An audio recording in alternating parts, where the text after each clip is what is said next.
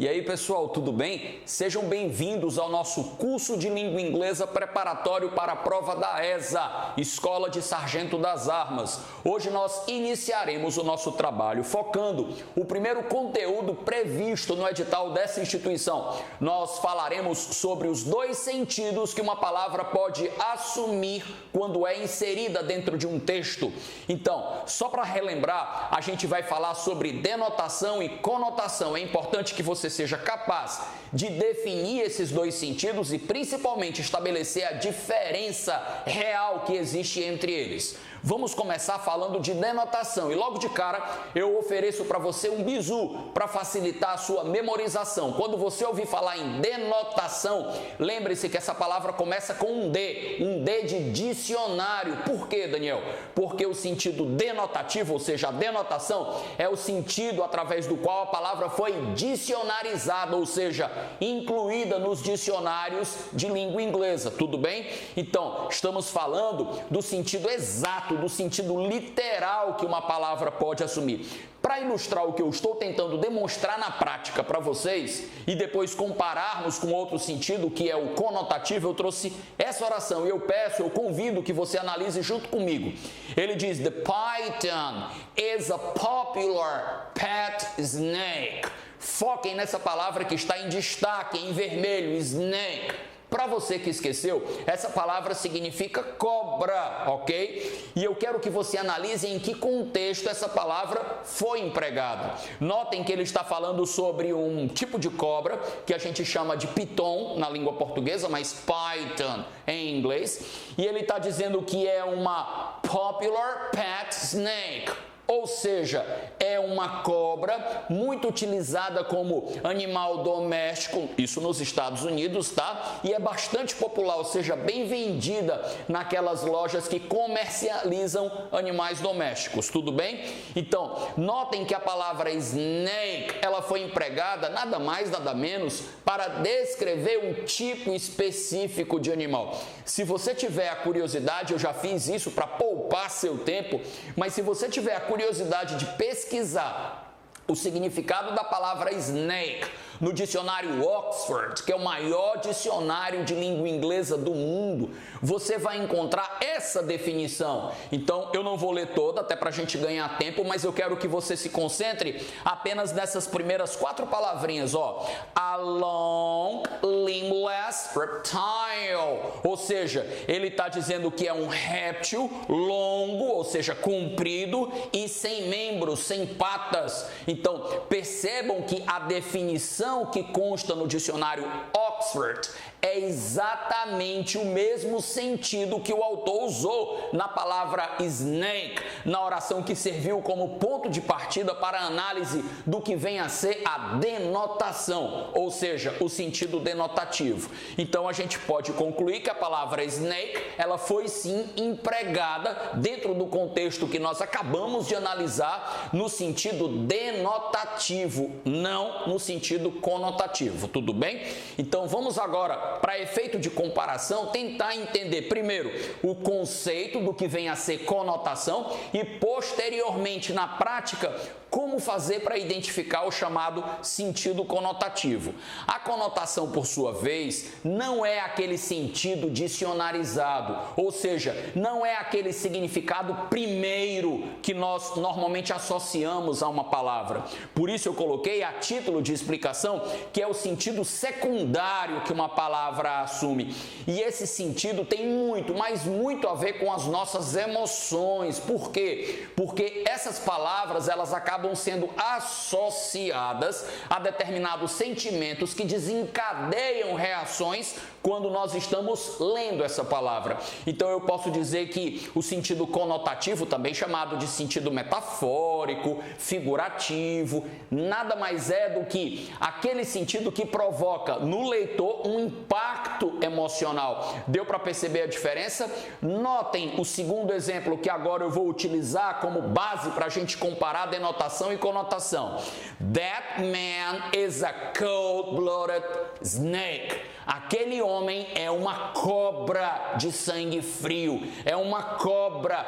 Deu para perceber que ao Ao chamar alguém de uma cobra, nós estamos querendo fazer alusão ao seu lado traiçoeiro, ao seu lado dissimulado. É uma maneira de mostrar que a pessoa tende a enganar as outras. Deu para entender? Então, nesse contexto, não estamos mais trabalhando com o sentido denotativo, lembrando, de dicionário. Não, agora nós estamos trabalhando com o sentido conotativo. Se quiser também para memorizar, lembre-se, conotativo, conexão entre a palavra e a emoção. É a ligação que eu posso dizer que existe entre o sentido primeiro e aquela reação emocional que a palavra vem a provocar no leitor.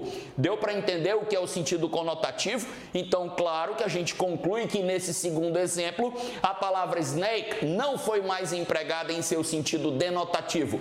Agora ela foi utilizada claramente dentro do seu sentido conotativo. Daniel, qual é a melhor maneira de nós estudarmos esse conteúdo? Qual é a melhor forma de treinar esse processo de identificação do sentido denotativo e conotativo de uma palavra? Ora, respondendo questões, tá? Daqui a pouco a gente vai trabalhar questões de múltipla escolha, mas principalmente exercitando muito para que você possa treinar seu cérebro a reconhecer quando a palavra está sendo utilizada no seu sentido dicionarizado, repito, e quando a palavra está sendo utilizada no seu sentido metafórico, figurativo. Tudo bem? Então, eu trouxe alguns exemplos e eu peço que no seu PDF, você que está acompanhando essa aula, você vai colocar para mim, dentro desses parênteses, tá? D, se você reconhecer que a palavra foi usada no sentido denotativo, e C, se você perceber que a palavra foi usada no sentido conotativo. Vamos tentar? Olha essa primeira sentença, tá? In the Wizard of Oz, no Mágico de Oz, todo mundo conhece, é um clássico da literatura, o Mágico de Oz também foi transportado para as telas de cinema, então provavelmente é um contexto que não é desconhecido para você. In the Wizard of Oz, no Mágico de Oz, Dorothy's home is in a small town in Kansas. Então ele está dizendo que no livro ou no filme Mágico de Oz, o lar da Dorothy fica numa pequena cidadezinha do Kansas. Eu pergunto, a palavra home, que foi sublinhada, que está sendo utilizada como alvo da nossa análise, ela foi empregada dentro desse contexto no sentido denotativo ou no sentido conotativo? Dá para vocês perceberem que a palavra home está designando nada mais, nada menos do que a estrutura física que abriga a Dorothy, ou seja, o lugar onde ela reside, o espaço físico onde ela mora. Então eu posso dizer perfeitamente, sem medo de errar, que aqui a palavra home está sendo utilizada no seu sentido denotativo. Então coloque para mim dentro desse primeiro parênteses um desenho de dicionário, desenho de denotativo. Ok? Beleza. Agora analisem para mim a segunda assertiva, que está montada dentro do contexto do Mágico de Oz. Olha só. In the Wizard of Oz, Dorothy says. No Mágico de Oz, a Dorothy diz, olha o que ela diz, abre aspas, discurso direto, eu estou reproduzindo a fala da Dorothy. Ela diz, there is no place like home, não há nenhum lugar como o lar. Dá para vocês perceberem que agora ela não está fazendo referência ao espaço físico no qual ela mora? Dá para vocês notarem que nesse segundo contexto eu estou falando do lar enquanto um espaço de afeto, ou seja, um lugar onde você se sente confortável, você se sente bem. Deu para entender? Olha o impacto emocional da palavra, olha a reação que ela provoca, desencadeia no leitor. Ao passo que nesse primeiro exemplo eu estava falando simplesmente da estrutura física, por exemplo. Eu poderia inclusive no lugar de home, só a título de sugestão, assunto do nosso próximo conteúdo, a nossa próxima aula vai falar sobre sinônimos e antônimos, tá? Eu poderia usar house sem nenhum problema. Agora, nesse segundo exemplo, claramente eu preciso trabalhar com a palavra home, porque depois que ela vai até o reino de Oz e volta para casa, ela diz, puxa, não há lugar melhor do que o nosso lar. E é verdade, tá? A gente às vezes tem essa sensação, sai de casa, quando volta, a gente, poxa, é tão bom voltar para casa. Isso é muito comum depois de uma longa viagem, certo? Então eu posso dizer que esse home, essa segunda utilização do vocábulo home, não é o sentido denotativo e sim o sentido conotativo do vocábulo sublinhado. Tudo bem? Vamos treinar mais um pouquinho. Agora, analisem para mim a assertiva 3. Mudou completamente o cenário. Não falamos mais sobre o mágico de Oz. I walked quickly to keep warm. Eu caminhei, lembrando que walked é o passado do verbo walk, que é o verbo caminhar. Eu caminhei quickly, o advérbio rapidamente. Eu caminhei rapidamente to keep warm, para me manter aquecido. Deu para entender? Dá para vocês notarem que, nesse caso, ele provavelmente estava num dia frio, caminhando, ok? E ele apressou o passo, ou seja, ele aumentou a velocidade para ver se ele conseguia se aquecer um pouco mais, em função da baixa temperatura do local. Então, nesse caso, a palavra warm, que significa quente ou morno, se você pesquisar no dicionário, você vai ver que a palavra warm, ela pode ser descrita como uma temperatura confortavelmente quente, ou seja, quente sem exagero. É o que a gente chamaria na língua portuguesa de morno, ou como a gente traduz mais popularmente mesmo, apenas como quente, tá? Mas tem um lance de confortavelmente quente, uma temperatura que tem calor, mas que não provoca desconforto, ok? Então, nesse caso, warm, ele está sendo utilizado claramente no sentido denotativo, ou seja, o sentido pelo qual ele foi dicionarizado, incluído nos dicionários. Agora, vejam a assertiva de número 4. They honor the guests with a warm welcome. Eles honram os convidados com uma calorosa boas-vindas. Deu para entender? Ou seja, calorosa boas-vindas. O que isso significa? Que são boas-vindas que acolhem, acolhedoras, que fazem com que as pessoas se sintam bem. Então, não tem a ver com o calor no sentido real, no sentido exato ou literal da palavra, e sim com a hospitalidade. Ou seja, de novo, eu estou fazendo referência à emoção, ao sentimento que aquela palavra descreve. Então, quando a gente lê a palavra warm dentro dessa assertiva, nós temos um sentimento de acolhimento, de que nós seremos bem recebidos, bem tratados, e isso gera um bem-estar. Deu para entender? Então, nesse caso, a palavra warm, mais uma vez, foi usada no sentido conotativo. Então, coloque aí no quarto parênteses um Czinho, para você lembrar que nós estamos trabalhando com o segundo dos dois sentidos que nós estudamos na aula de hoje, tá? Mais dois exemplos finais para a gente poder passar para questões mais desafiadoras, questões de múltipla escolha, retiradas de provas de escolas militares. If the sun comes out, the snow will melt. Para você que esqueceu, melt. De novo, pesquisando em um dicionário, suponhamos, tá? O dicionário Oxford, você vai encontrar melt como derreter, ok? Então, em geral, a gente usa a palavra derreter para falar, por exemplo, do gelo, da neve, ok? Então, if the sun comes out, se o sol sair, imaginemos que caiu uma nevasca, tá?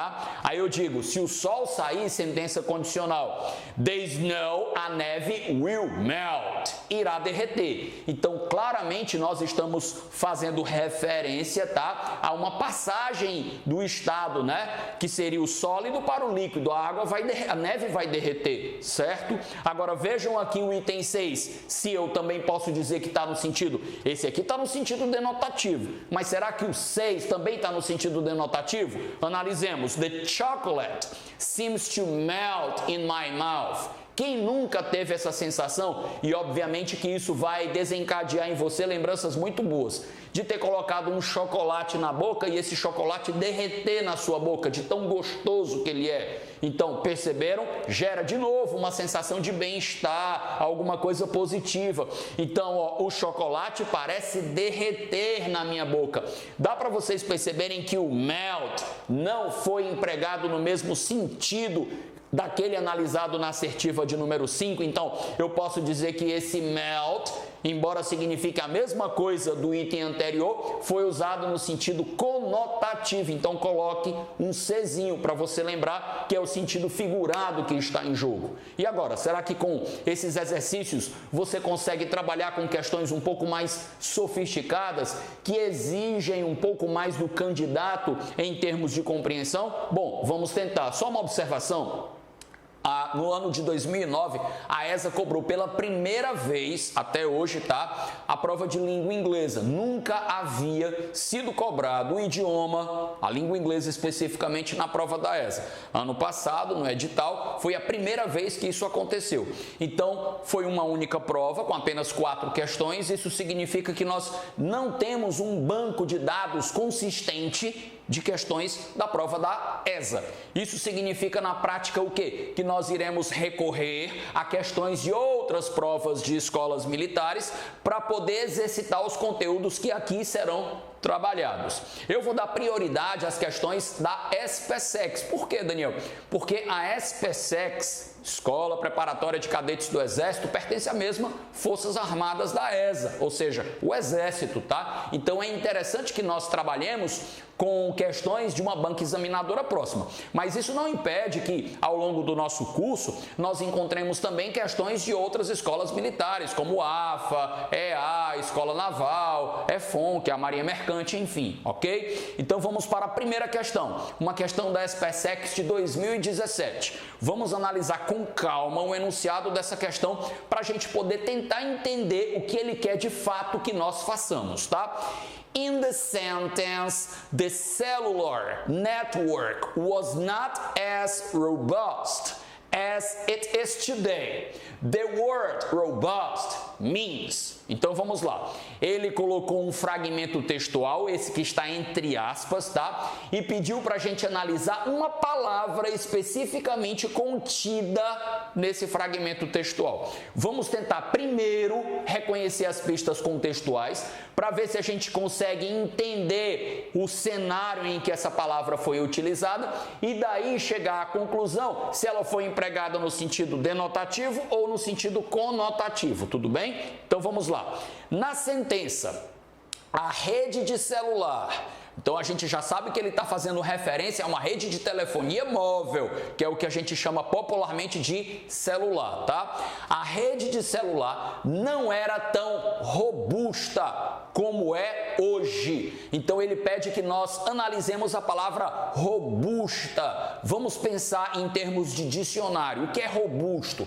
Robusto é um termo utilizado para designar pessoas que são fortes, são saudáveis, são sadias, ok? Então, será que eu vou usar no sentido denotativo, à medida que nós estamos falando de uma rede de celular? Não, né? A gente vai trabalhar com o sentido figurado, o sentido conotativo. Afinal de contas, como é que eu posso dizer que uma rede de celular é saudável, é forte? Agora, se a gente pensar em termos conotativos, eu posso chegar à conclusão de que ele está tentando mostrar para a gente que nós estamos trabalhando com uma rede de celular resistente, que não dá problemas, que não apresenta falhas. Então, o nosso próximo passo é tentar reconhecer nas alternativas propostas qual é aquela que traz uma explicação que mais se aproxime do que eu acabei de dizer. Ou seja, uma rede celular, uma rede de celular ou de telefonia móvel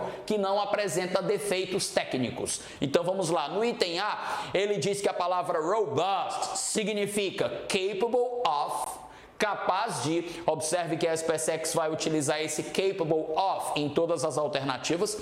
Capaz de produzir falhas repetidas. Já posso parar por aqui. A palavra failure significa falhas. Espera aí. Se eu falo de uma rede de celular robusta, é uma rede que em geral não apresenta problemas. E ele está dizendo que não só apresenta falhas, como apresenta falhas repetidas. Então, mesmo sem ler até o final, eu já descarto o item A. Ele está totalmente fora de questão. Aí eu vou para a letra B. Capable of performing without failure. Opa, capaz de. Performing significa apresentar uma performance, se comportar, ok? Capaz de se comportar, ou seja, de apresentar uma performance, um rendimento, Without, preposição que significa sem falha. Está se encaminhando muito bem essa alternativa B. Vamos ver o finalzinho dela.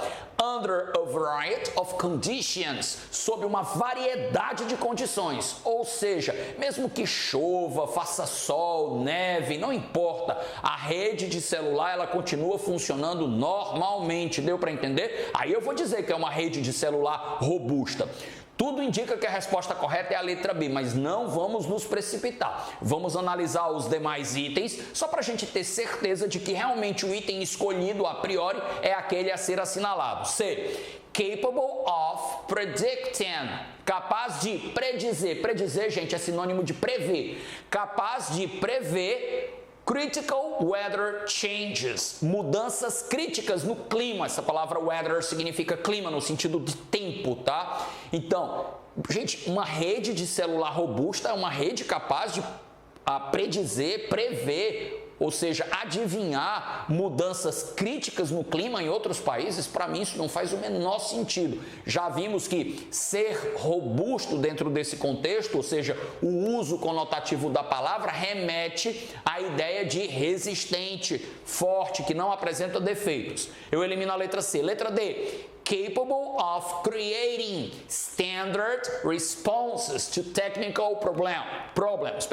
Capaz de criar respostas padrões para problemas técnicos. Não se cria respostas padrões, se evita, tá, que haja problemas. É justamente o conceito de robusto. Eu elimino a letra D e o item é capable of manufacturing. Capaz de manufaturar. Manufaturar, gente, é fabricar. Então a rede, ela não vai fabricar nada. Ela vai simplesmente funcionar de maneira normal. Eu elimino a letra E e chego à conclusão de que a resposta correta realmente é aquele item que nós suspeitávamos no início, a letra B de bola. Então, notem que a palavra robust, ela foi empregada no seu sentido conotativo, tá? Interessante a gente ressaltar um detalhe importante. Qual é?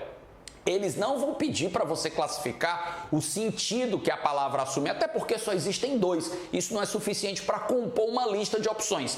Ele vai pedir que você seja capaz de entender se a palavra foi usada, a palavra ou expressão, viu, gente? Pode ser uma expressão, ou seja, um conjunto de duas ou mais palavras. Se a palavra ou a expressão está sendo usada no sentido denotativo ou conotativo e associar isso a uma alternativa que traga uma explicação plausível para esse sentido, que foi justamente o que aconteceu na letra B. Vamos para a segunda questão, também da SpaceX de 2017. Gente, todas essas questões são retiradas com base em um texto, ok? Então, não há necessidade de reproduzir na íntegra o texto para a gente poder responder meia dúzia de questões. Então, a gente não vai se preocupar com o texto agora. Não é esse o momento de a gente se preocupar com a leitura na íntegra de textos, tá? Então, when Miss Loven says... Quando a senhorita Loven, provavelmente um personagem de um dos textos da prova da SpaceX, quando ela diz, my whole body froze, meu corpo inteiro congelou. O que ela quer dizer com esse froze, com esse congelou? Será que ela realmente estava submetida a tão baixas temperaturas que seu corpo entrou em hipotermia, ou seja, congelou? Será que é isso? Será que é o sentido denotativo, aquele contido no dicionário para congelar? Ou será que nós, de novo, estamos trabalhando com o sentido conotativo? E, se nós estamos trabalhando com o sentido conotativo, qual dessas alternativas propostas mais se aproxima desse sentido metafórico, figurado ou conotativo que nós estamos discutindo? No item A, she was feeling cold and wanted to leave. Ela estava sentindo frio e queria ir embora. Será que ela estava submetida, repito, a baixas temperaturas e ela queria ir embora? Mesmo que você dissesse, poxa, Daniel, mas eu pensei que era o sentido denotativo, eu pensei que ela usou o congelou para dizer que estava sentindo tanto frio, tudo bem. E essa segunda parte, que diz ela queria ir embora? Em algum momento eu posso deduzir que a expressão my whole body froze tem alguma coisa a ver com ir embora? Então eu descarto a alternativa A. B. She needed help because she could not walk. ela precisava de ajuda, porque ela não conseguia caminhar. O fato de o corpo dela ter congelado, metaforicamente falando, não significa que ela não possa caminhar, e muito menos eu posso, de novo, extrair da leitura desse fragmento que ela precisava de ajuda. Então eu elimino a letra B. C. She felt unhappy and wanted to go home.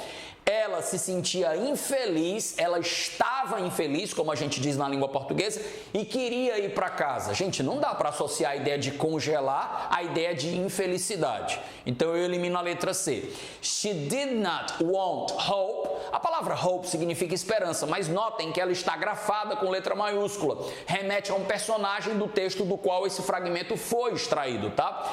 Ela não queria que a Hope, que é uma garotinha, tá, descobrisse que ela estava lá. Não tem absolutamente nenhuma relação, mesmo que o texto tivesse sido reproduzido na íntegra, a gente não chegaria a essa conclusão. Por eliminação, eu chego à resposta correta na letra E, mas claro que eu vou conferir para ter certeza de que eu estou marcando, assinalando o item correto. She became suddenly paralyzed with shock. Ela ficou subitamente paralisada em choque. Faz sentido, porque na língua portuguesa a gente diz também, nossa, eu fiquei congelado quando eu vi aquela cena, ou seja, eu fiquei paralisado, eu não sabia o que fazer, eu fiquei estupefato, chocado, perplexo. Deu para entender? Então, resposta correta, a letra E. Mais uma vez, nós analisamos uma palavrinha que foi o froze e percebemos que ela estava sendo empregada no sentido conotativo. E daí, o próximo passo foi associar a uma das explicações listadas nas alternativas. Questão de número 3, da SpaceX, agora de 2018. As duas primeiras foram de 2017. In the sentence, the author did not fall into the trap of only including perfect photographs. The expression fall into the trap means... Vamos analisar de novo. Perceberam que o padrão desse tipo de questão da SpaceX é sempre o mesmo? Ou ele cobra uma palavra, ou ele cobra uma expressão dentro de um fragmento para a gente analisar e tentar descobrir em que sentido aquela palavra ou expressão foi utilizada, tudo bem?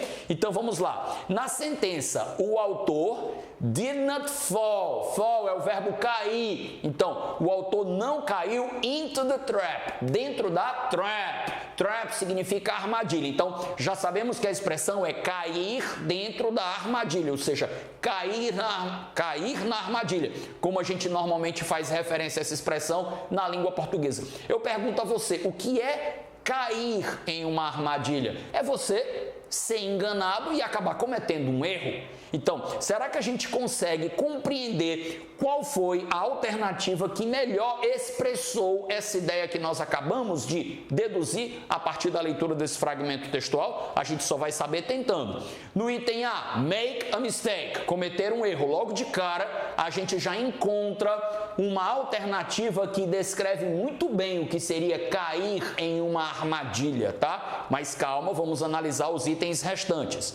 Letra B, give instructions. Gente, eu não consigo descobrir nenhuma possibilidade de associação entre cair numa armadilha e dar instruções. Não faz o menor sentido esse tipo de correlação. Então eu elimino a letra B. Na letra C, write clearly, escrever claramente. Escrever claramente, qual é a relação disso com cair em uma armadilha? Mais uma alternativa a ser eliminada. Na letra D, include extra lessons, incluir lições extras, também não tem nenhum sentido com o cair dentro de uma armadilha. E por último, na letra E, improve his abilities, melhorar suas habilidades. Nem de longe eu posso associar a ideia de aperfeiçoar suas habilidades com cair em uma armadilha. Portanto, resposta correta, make a mistake. Item A.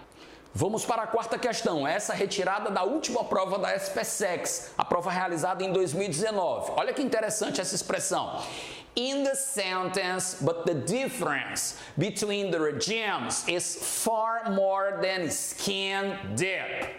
Mas a diferença entre os regimes é muito mais do que skin deep. Vamos lá, vamos tentar entender agora o sentido dessa expressão. O que é skin? É a camada mais superficial da nossa pele, tá? Então, é o que a gente chama de epiderme, é a pele propriamente dita. E deep significa profundo ou profundidade nesse contexto. Ele está dizendo que a diferença entre os regimes, e aí você lendo o texto você tem acesso a essa informação completa, mas aqui não interessa, a diferença entre os regimes é muito mais do que da profundidade da pele. Gente, a pele não é profunda, a pele é uma camada superficial. Se eu uso a expressão skin deep, eu estou querendo fazer alusão, eu estou remetendo a alguma coisa puramente superficial. Agora o próximo passo é associar skin deep, essa expressão, ou se você preferir uma palavra só, porque está hifenizada, a um desses vocábulos listados nas alternativas pelo examinador.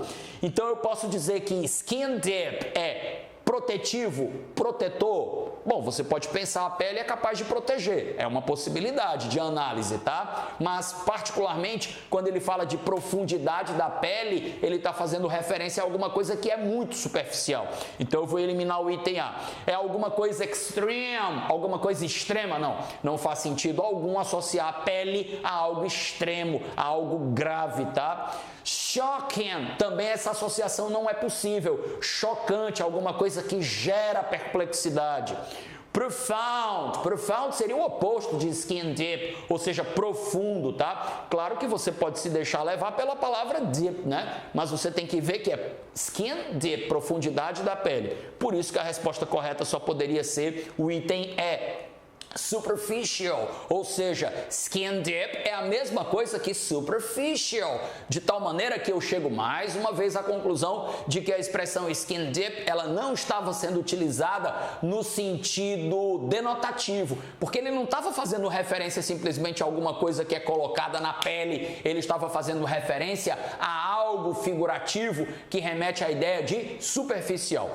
E essa última questão, também da prova da SPSEX de 2019, a última realizada, diz o seguinte: in the sentence, while still others have been given a grace period of a few days. De novo, olha a expressão, grace period. O que é um período de graça? Lembrando que essa palavra grace é graça, gente, não no sentido de algo gratuito, tá? É graça no sentido de gracioso, certo? Ou seja, um período de graça, um período gracioso é alguma coisa benéfica para você, é alguma coisa positiva para você. Em outras palavras, é um período de tempo adicional, ou seja, um período extra. Vamos supor que você precisa entregar a sua monografia, tá? O seu TCC, o seu trabalho de conclusão de curso. E aí você tem uma deadline, você tem um prazo limite. Depois daquele, o professor não recebe mais. Porém, aconteceu alguma coisa na vida particular do professor e ele decidiu dar um grace period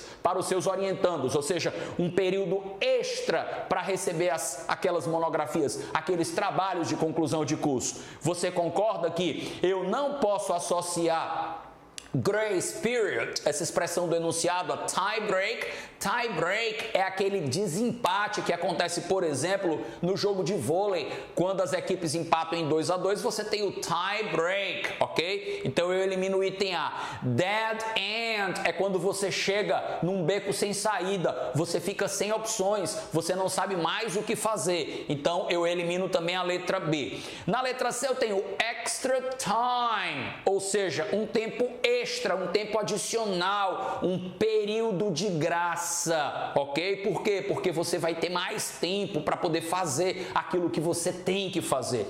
Letra D, target, significa alvo. Bom, gente, eu não posso associar alvo a um período extra, então eu elimino a letra D. E timetable significa cronograma, calendário, ou seja, é o plano que você organiza para executar determinadas atividades. Não faz sentido. Resposta correta, a letra C de casa, tá? Gente, lembrando que esse primeiro conteúdo previsto no edital da ESA é um conteúdo que faz parte do domínio lexical, ou seja, seja, vocabulário. Então, se você sentir dificuldade nesse primeiro momento, é absolutamente natural. Por quê? Porque a gente está iniciando um trabalho e esse trabalho requer paciência, é uma construção gradual, gradativa. Então, faça os exercícios, responda as questões e, principalmente, tire as dúvidas que surgirem no nosso grupo do WhatsApp, tá bom? Um abraço para vocês.